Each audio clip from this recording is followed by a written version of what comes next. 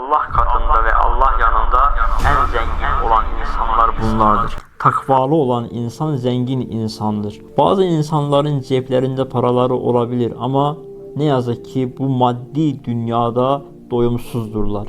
Ceplerinde, bankalarında, hesaplarında milyarlarca dolarları olabilir ama yine de yokluk ve sefalet içerisinde yaşayan insanlar da vardır.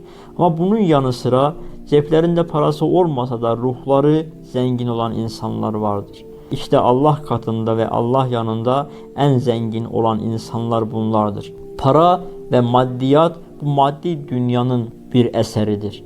Bu maddi dünyada insanın ona ihtiyacı vardır. Ama insan bu dünyadan göçüp gittikten sonra o para, o mal mülk, o zenginlik, o ev, o arsa, o evlatlar, geride bıraktığı tüm zenginliği sadece bu dünyanın malı olacaktır. Onlar da zaten kıyametle birlikte yok olacaktır.